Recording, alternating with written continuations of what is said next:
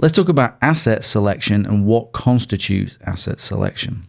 We can see here in front of us examples of assets that we've talked about, like files, accounts, financial information, emails, identity, etc. These are good examples of things that might be valued, i.e. assets.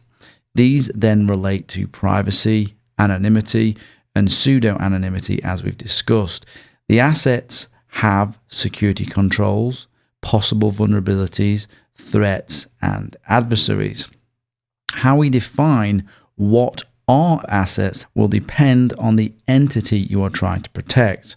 So beyond information, data, accounts, devices, you may also want to assign things like functions, departments, processes, and other such things as assets too, because these things are valued too, and if they are exploited, there is an undesirable impact.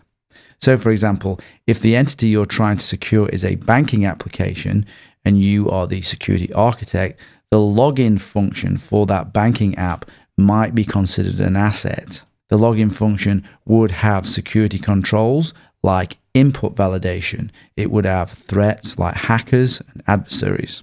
If you're operating a business, the financial or sales department could be an asset with its own special security controls, threats, and adversaries. Another example in a business, the process of, say, how people are dealt with when they resign and leave the organization could be considered an asset. This leaving process, having the security control, for example, of making sure that people's credentials are removed out of the business system, a very important process when people leave and something that is often forgot in businesses. Information and data, as we've discussed, can also be a way to categorize something as an asset.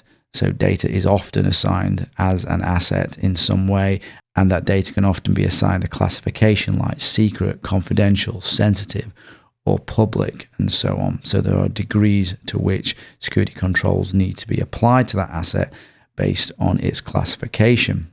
How granular you are with assets will depend on the entity being protected. Within the security industry, different organizations provide different recommendations for assigning assets, and this assignment of assets is usually done in the early stages of what is called the risk assessment process, or a risk assessment. For further information, if you want to understand more about risk assessments, you can look at places like SABSA, ISO, particularly ISO 27005, and the Information Security Forum, or just do a search for information security risk assessments and you can see what you can find there. But essentially, we're talking about asset selection, and really you want to pick at the assets that make sense to you, and with experience that will guide you in the end to what are the best assets based on the entity that you are trying to protect.